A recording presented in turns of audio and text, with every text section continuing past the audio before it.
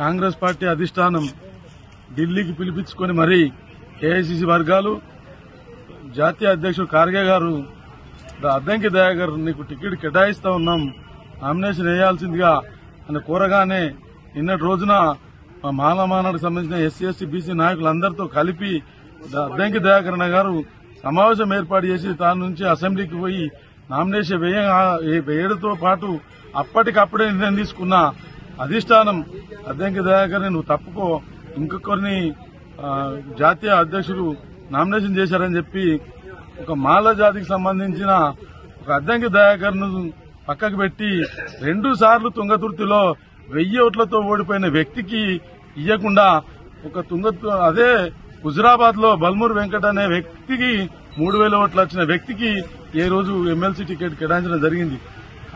కావచ్చు. వెంకట్ కూడా అర్హుడే కావచ్చు. కానీ ఎన్నిసార్లు గతంలో 2 సార్లు ఇప్పుడు ఒకసారి 3 సార్లు కాంగ్రెస్ పార్టీని కాపాడుకుంటూ ఎస్సీ ఎస్టీ బీసీ మైనార్టీల పక్షాన నిలబడి రోజు చట్టాల మీద అవగాహన తెచ్చుకొని పోరాటం చేస్తున్న వ్యక్తికే ఇట్లా అన్యాయం చేస్తే కాంగ్రెస్ పార్టీ గౌరవ ముఖ్యమంత్రి రేవంత్ రెడ్డి గారు దావోస్ పర్యటనలో ఉన్నారు కాబట్టి వారు వచ్చి భట్టు విక్రమార్క ఉప ముఖ్యమంత్రి గారు మంత్రివర్గం అందరూ కలిసి అద్దంకి దయాకరణకు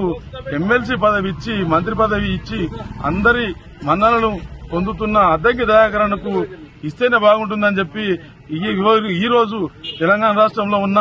అన్ని జిల్లా కేంద్రాలలో మండల కేంద్రాలలో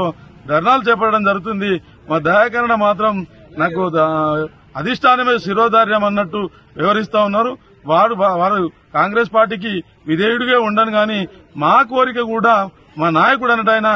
అందరికీ న్యాయం చేసే వ్యక్తిగా ఉన్నాడు కాబట్టి మా వంతు ఖచ్చితంగా కాంగ్రెస్ పార్టీ అధిష్టానాన్ని కోరుతా ఉన్నాం. అద్దంకి దయాకర్ కు ఎమ్మెల్సీ ఇచ్చి మంత్రి పదవి ఇవ్వాలని చెప్పి